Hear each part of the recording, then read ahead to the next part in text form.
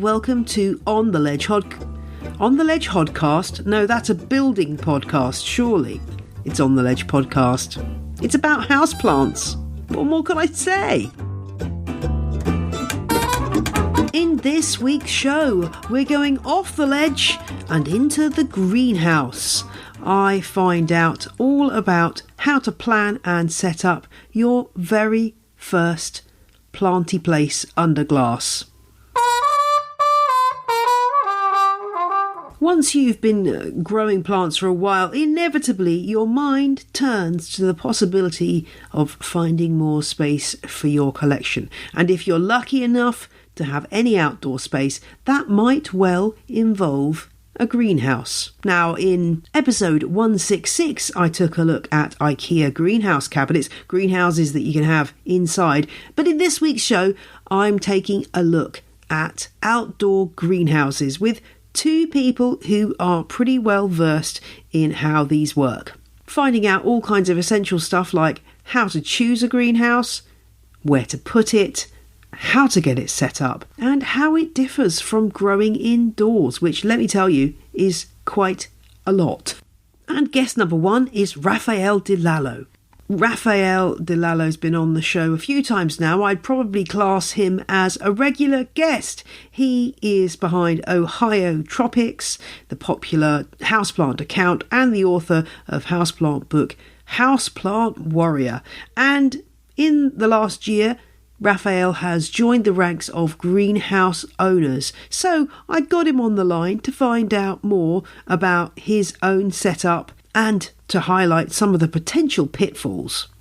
Hi, I'm Raffaelle de Lallo. I'm the founder of Ohio Tropics, and my background's in engineering, but I quit my corporate job last year to focus on my blog, ohiotropics.com, full-time. So that's what I do for a living now. What a wonderful life that must be. And I guess an engineering background might be quite handy when it comes to starting a greenhouse. It is, although my background was in chemical engineering, but... Oh, okay. I would imagine that you've got more skills than I have when it comes to sort of physically putting things together, understanding how systems work together, the kind of things that are useful to know when you're putting up a glass house. Sure. Why was it in the first place that you decided to add a glass house to your kind of growing setup? I'm sure you've got tons of houseplants inside. Why did you want a glass house as well? I've always been obsessed with greenhouses since I was a little kid. I just always thought they were at the at the expense of sounding a little cheesy. They're kind of magical. You know, when you step in a glass house or conservatory or, botanical garden glass house, there's something magical about it. So I've always been intrigued and have always wanted one. And my dream finally came true this year. I actually moved all but one plant from my sunroom to my greenhouse. And then the rest of the house plants are where they are in the house. So I shouldn't say I don't have that many inside the house, but it's greatly reduced. And does that feel good to have done that? It does, because where I'm sitting right now, it's, I have my desk and I can step in and not have to trip over anything. So it's pretty great. And I have the masses of plants now inside of the greenhouse, and I'm, you can fill those things shockingly fast. So now I'm looking at ways to optimize the space, which, it's a very great, steep learning curve to have a greenhouse, but it's also very fun. Yeah, I've heard other people say the same, that it is a steep learning curve. What are the things that sort of surprised you, the curveballs you experienced when you're first putting your plants into that new space and the considerations that you're facing? As you probably know, indoors, we often struggle with low humidity. So we're adding humidifiers and, doing all these things to try and increase the humidity of our indoor air inside of our homes, especially in the wintertime, if we're running forced air heat. So in the greenhouse, I actually have the opposite problem. And I don't know if this is a common thing, but I have the opposite problem where the humidity is too high. So I'm trying to learn how to manage that. And, my humidity in there is routinely in the 90s. And I even resorted, and this is a little bit unorthodox. I don't know of anybody that does this, but I actually put a dehumidifier in there to help manage that. But I've run into some issues with mold, and so I'm trying to find ways to manage the humidity in there. So that's probably the biggest challenge that I've had so far. I just have to put in a little bit more effort to try and control that. So when you're choosing your glass house, I always think that you probably sort of think about dimensions and you think, gosh, that sounds huge. And then when you actually get it in there, you kind of think, oh, I could have gone a few feet longer and bigger, right? Because it's never big enough. That was my main takeaway. What size did you go for? So mine is, it's 12 by 24 feet. Oh, that's a decent size then. And when it comes to the materials, here in the UK, I don't know if it's the same where you are, but there's choice between, metal frames, wooden frames, plastic frames. It's a bit of a minefield, it seems. So I used a company that's local here, and they're actually only about 45 minutes from where I live. And I was able to go and visit them as they built my greenhouse. So the frame itself is aluminum. It's an aluminum frame. And I had it powder coated to a dark bronze to match our decor in our garden. I decided to do the long end of the greenhouse, the 24-foot front, in glass because we have a pool in our backyard, in our garden. And I wanted it to look nice. And then the rest of it, the two short sidewalls, the long back sidewall, as well as the roof, I chose triple wall polycarbonate for energy efficiency. Now, of course, more of the heat will escape through the glass because it is a single pane glass. It's a little bit thicker though. But the next project that I have soon is insulating. I'm going to insulate the inside of that glass just for the winter time in order to, keep the heating costs down. Yeah, that must be a factor. What temperature are you keeping it to in there? I'm trying to decide. It's changing. It keeps creeping up on me a little bit. So it hasn't gotten, well, we've gotten some pretty cold nights lately, but now it's a little bit more mild. Right now, I think I have it set on 65. Now, when it's Fahrenheit, 65 to 70 Fahrenheit. Now, when it gets colder, we'll see how, what my heating bill looks like and what the temperatures look like too.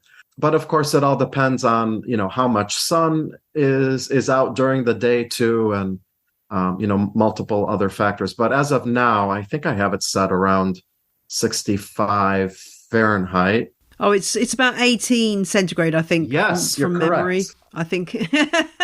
So that's quite warm. I think you could probably, depends what you're growing, but I guess you could probably go at least maybe 1 or 2 degrees more cooler. But then if you've got a lot of humidity, that might make your humidity problems worse, I guess. Yeah, so I'm trying to find a balance. And it is actually, the heater is actually helping to get the humidity a little bit down. So it's a little bit less than it used to be now versus, the summertime. The other major factor that I suspect comes into play with a lot of glass houses, maybe not yours, I don't know, depending on where it is in your garden, but is light, and just the fact that light levels are so much higher. How has that been for you? So the light levels they've actually been pretty good. And the reason, and by good, I mean not too strong, because like I mentioned, I used triple wall polycarbonate, mainly for heating purposes. But it also, triple wall polycarbonate will let through less light than double wall polycarbonate and much less light than glass, because the polycarbonate will help diffuse the light. So that actually is fine. I haven't had any issues at all, with anything burning. And I grow mostly A lot of different aeroids. I grow a variety of different orchids and bromeliads. I have quite a mix in there, and everything is, and a bunch of Hoyas, a lot of different things, and everything has been fine. And in fact, as we speak today, I should be getting in some additional lighting. I actually ordered some full spectrum LED lighting to install in the greenhouse, and this is mainly for the winter time, because probably like you in the UK, we get short dark days here in the winter time that are pretty dreary. So I'll be using those that additional lighting throughout the winter time, at least until springtime comes and the days start to get longer again. It depends on so many different factors as to whether the light's going to be too strong. I know I've fallen foul of the light in my greenhouse, taking cacti out there in the spring that have been inside and just not realizing that the transition was too harsh. Yeah. It wasn't that the light was too strong ultimately, but the plant just wasn't ready for it. Yeah, the acclimation, you have to acclimate them a little bit slower. Have you had any plants that really haven't liked the change? It might sound a little weird, but I mentioned earlier that I've had some issues with mold. So I've actually noticed some mold growing on the foliage, and so I've been wiping it off. I have a Hoya obovata, which I've had to wipe off, the mold, and even on some of the big. I have a large philodendron giganteum in there that I've been wiping off, and an alocasia. Most of it's interesting though, because it didn't happen on most of the plants, just certain ones. So it's kind of curious. That's probably one of the bigger issues, along with, that goes hand in hand with the humidity. I think overall, all the plants are thrilled to be in there. But like you said, ironically, people sometimes think, oh, you have a greenhouse, everything's going to thrive in there. And yes, to some extent, but there's also some problems that you have to be aware of. And it's not just automatic, and in some cases, some issues can get worse.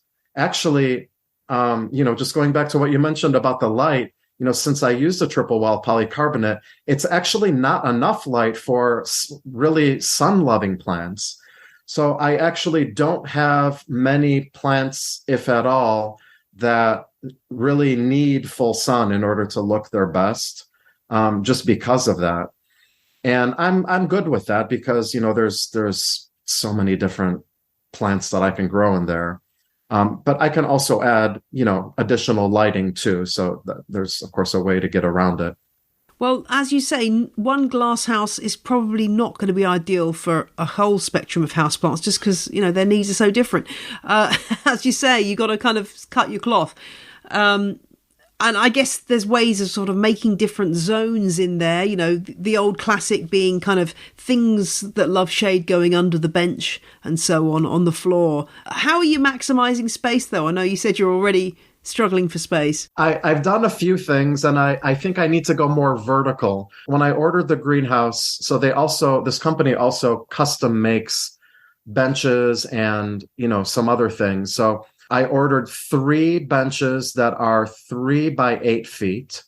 So I have two of those flanking the doorway when you walk in. And then on the back end of the greenhouse, I only have 1 bench on the one side. And then on the other side, I created a living wall, a climbing wall, I should say. And then I have a sink with a little potting bench area right next to it. So on those 3 benches, I just went out and purchased at a local store some shelves, to just put to the back of the shelf, so I can put plants up there, and then the rest of the plants flat, right on the bench. So that's one thing. I may do more of that. Keep going up vertically. One of my friends gave me a really interesting idea, and I got excited, and I, went on Amazon and ordered them right away. And because I had quite a few plants hanging, but then he said, why don't you get some display grids? And I didn't really know what those were until I looked them up.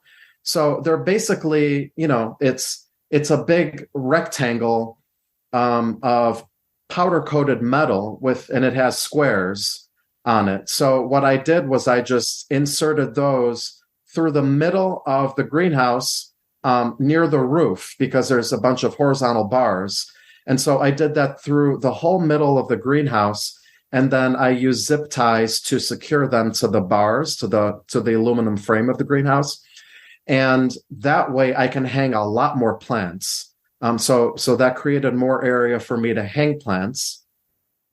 And then I also took two of those and I hung them on the side wall. And so I started to place, I have some mounted tillandsias and some miniature mounted orchids. And so I'm hanging those vertically as well.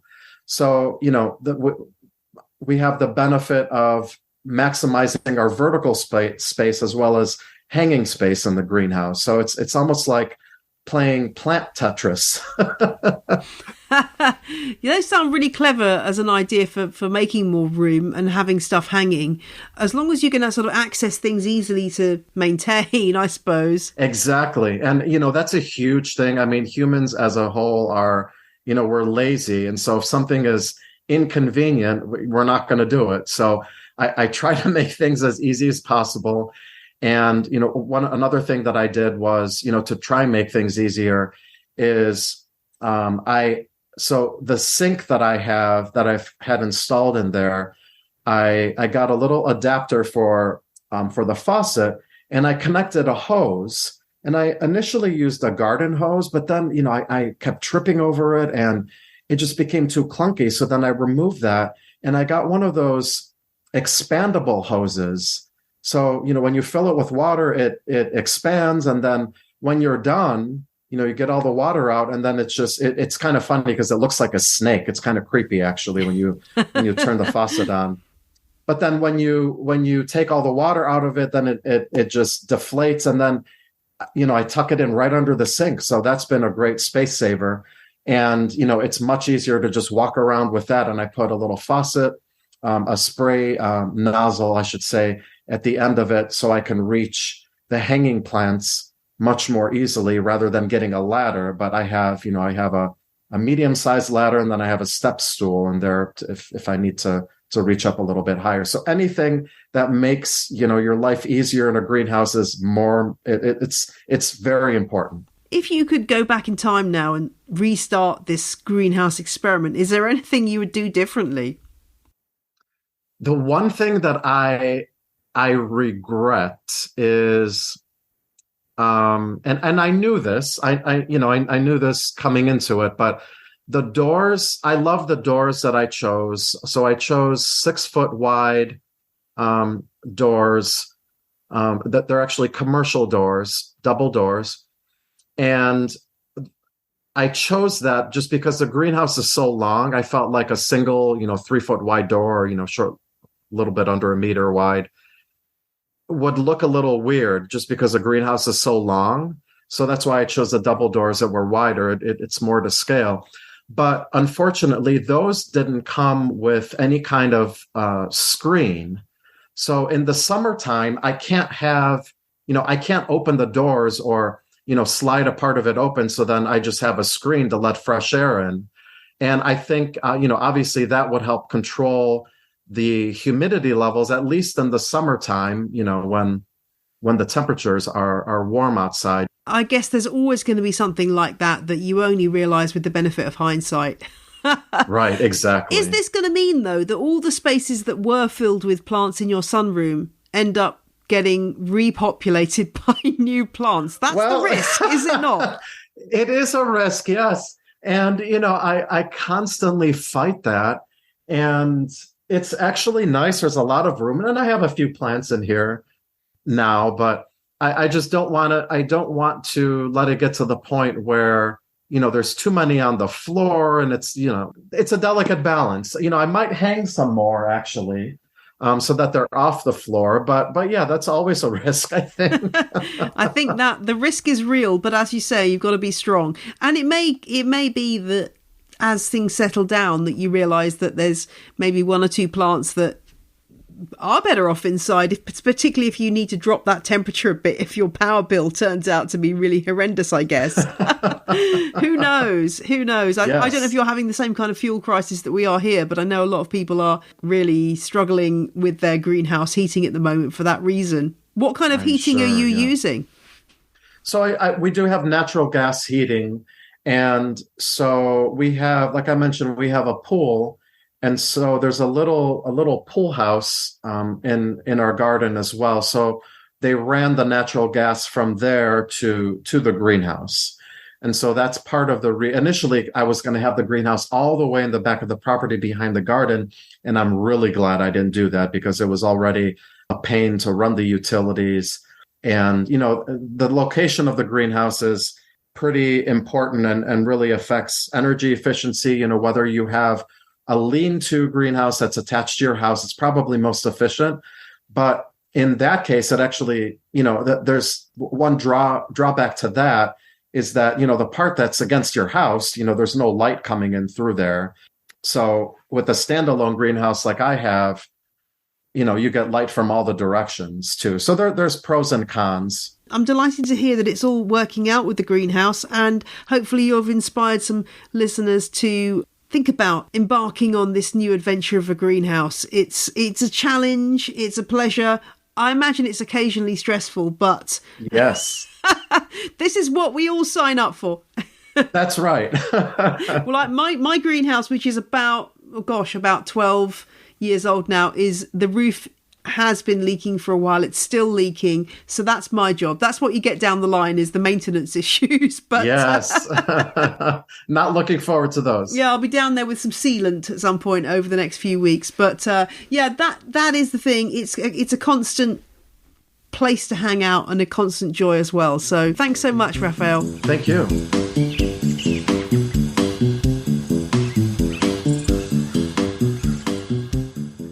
Thanks so much to Raffaelle, and if you want to see some images of his greenhouse, check out the show notes at janeperrone.com, where you'll also find links to details about Raffaelle's social media, blog, and his book, Houseplant Warrior. Possibly my favourite greenhouse in the world is located at the headquarters of the charity Garden Organic, situated near Coventry in the UK. So I wanted to take you to this glass house and find out a little bit more about the practicalities of running a glass house to extend your growing season and possibly grow something you can eat too.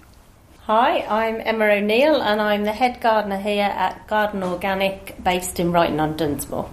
It's lovely to be back at Garden Organic. I've been coming here for many years and I haven't been in the last few years, and I know this Alitex greenhouse really well because I always make a beeline for this particular greenhouse because it kind of is the greenhouse of my dreams. Like, when I make it as a millionaire, I'm going to have this huge Alitex greenhouse. It's magnificent. But we're here to talk about greenhouses because I know lots of my listeners dream of having one, or perhaps have invested in one, probably not quite as gorgeous and large as this one. But I think it's one of those things that if you've been growing houseplants inside, or possibly, doing gardening outside, you have to sort of adjust to the world of greenhouse growing. So there's a lot of queries that come up. I guess the first one is to do with selection of that greenhouse and where you're going to put it.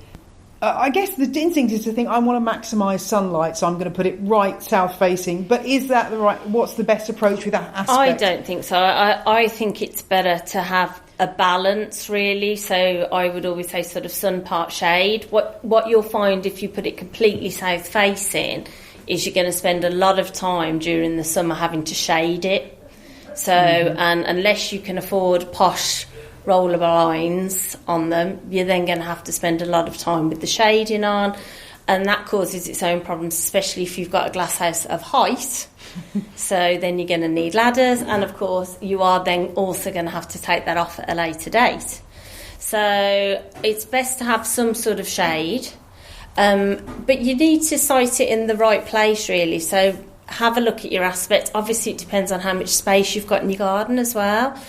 I would always say to get as big as you can, but make sure you are going to utilise it. And it's so common to see people putting greenhouses up on, the various second-hand selling sites, and you think, yes, oh yeah, that would be great, but do you need that massive glass house? Yeah. Attractive though it may be to get a free one, it's a lot of work. They're a lot of work to put together, so they are maintain. Quite a lot of maintenance, because really you do need to clean them every year. I mean, I now have a professional cleaner come, because ours is so tall, and actually it is a bit of a health and safety nightmare to try and go up on a ladder. So he comes with one of those steam cleaners in a van and does it, and we have to have it, and it takes all day to clean it. But you are always going to have you can see in this as well, there's like moss growing in, and you will have pests hiding in crevices. So it's like anything, particularly when you're organic, you need good maintenance and good hygiene.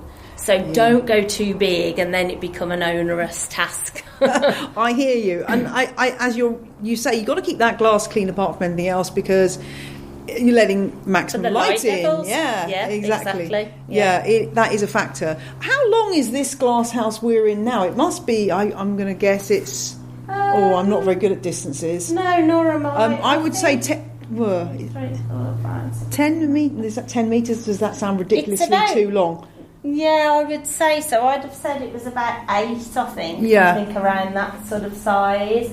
I mean, it's an ideal size for here, because it is a working glass house, and being a demonstration garden, we're able to demonstrate our seed sowing and cuttings and propagation, and how you can set it up. And here we're quite lucky because we do have 4 soil beds, so that's something else you might want to consider. Yes. Some people like to have soil beds in the glass house. Some people prefer to have all hard standing, so that's another choice. Yeah. Obviously, if you can have some soil beds, that does give you an extra sort of angle to grow different things.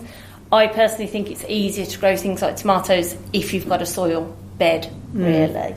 Yeah. And so it's an ideal space for us to be able to demonstrate the normal things you'd expect in a greenhouse: chilies, aubergines, tomatoes.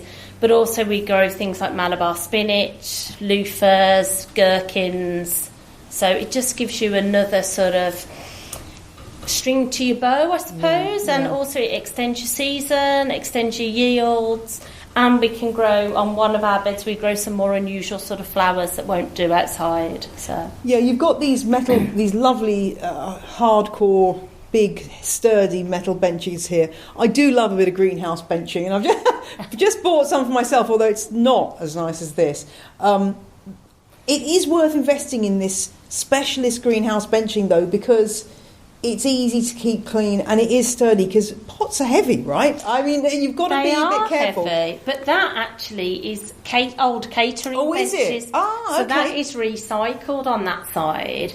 The other side of the room are the traditional that would have come with the glass house. Yeah. But you're right, you do need to invest in something sturdy.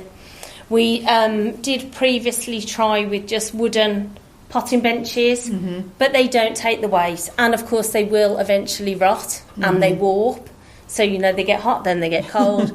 Whereas these are sort of aluminium, and they're much better, and they're quite weighty, so they can take the weight of the plants. That's something to consider, isn't it? The effect of the temperature gradients that you get in a glass house. It can be quite extreme, and I know during the summer my glass house, I had to, when I put shading on it in that heat wave, it was amazing how much that brought the temperature down. Yes. But even so, it was still really hot in there. And you've got to have stuff that kind of take those temperature changes. But that ventilation is really important, isn't it? I know my greenhouse doesn't have enough ventilation. I need to change some closed windows into open windows. But, I mean, that's really one of the ties of glass houses, I think, is being there to open and shut the ventilation. But probably here you've got automatic vents, have you? How does it work? Yeah, so ours, we're fortunate. Unfortunately, the auto vent doesn't work as such, but we can flip a switch to put it on and off, so it's far easier. Yeah.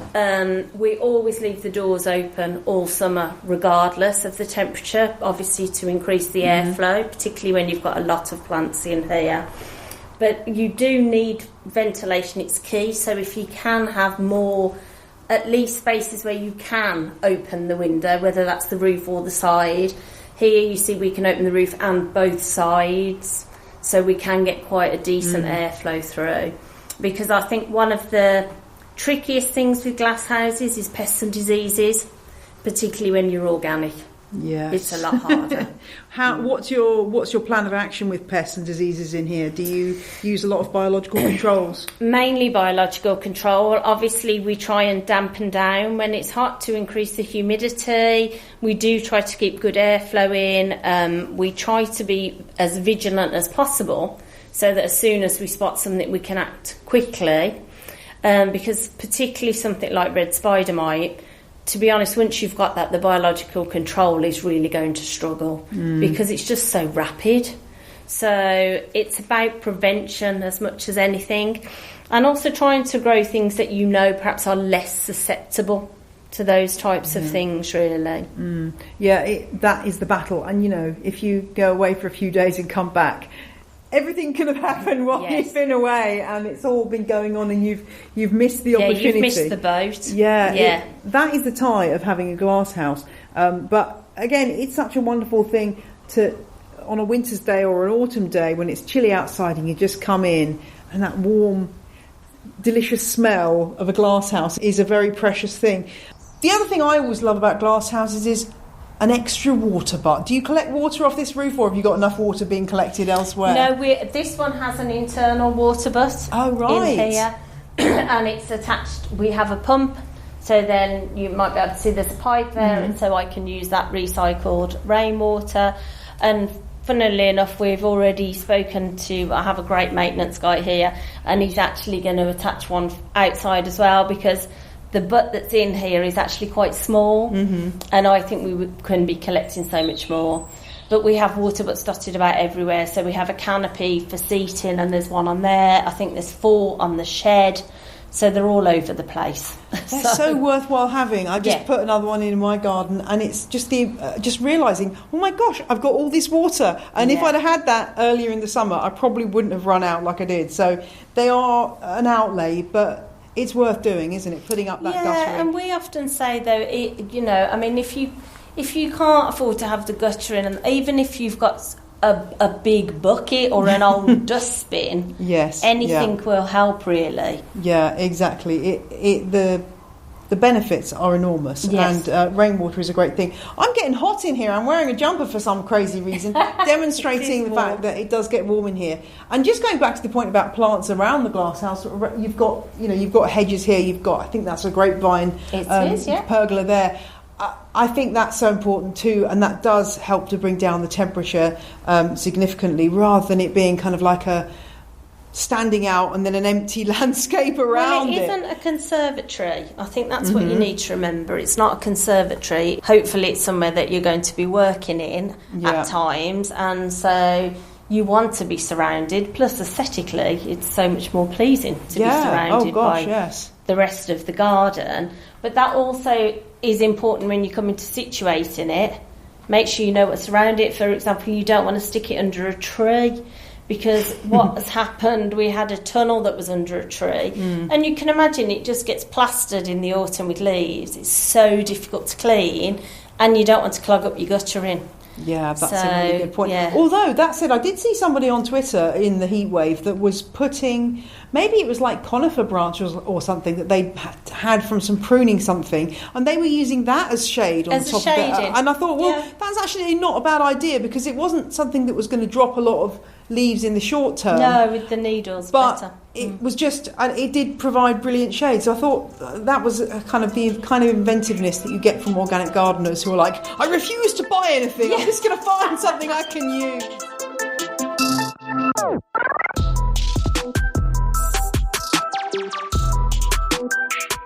I've said it before, I'll say it again. Check out the show notes, where you'll also see more details about the charity Garden Organic and how you can go and visit that glass house that I love. Thanks so much to Emma, and that was a shortened version of a longer interview that I conducted with Emma. And if you're a Patreon subscriber at the Legend or Superfan level, you can go and listen to that in an extra leaf now. Link in the show notes. Before I go, a soupçon of housekeeping. Thank you to my new patrons this week. Mara and Brianna both became legends, and if you are outside the UK, I'm crossing everything. I've posted off all of the cards for non-UK listeners and patrons now at the Legend and Superfan level, so please let me know when your card arrives. If you may not have heard, but we've been having lots of postal strikes here, so I'm crossing everything that your card reaches you in good time. So if you are outside the UK, please give me a shout as soon as you get your card. I'd love to know it's arrived safely. UK people, yours will be being sent out on Monday at the latest, so you too should get your cards before Christmas. Please, praying to the gods of post that happens. That is all for this week's show. I do hope that you are having a tolerable week. Maybe even a good week. Let's hope for a good week, or maybe next week will be good. But whatever you're doing, I hope you're finding time to enjoy your plants to their fullest. Bye! The music you heard in this episode was Roll Jordan Roll by the Joy Drops, The Road We Used to Travel When We Were Kids by Komiku, and Whistle by Benjamin Banger. All tracks are licensed under Creative Commons. Visit the show notes for details.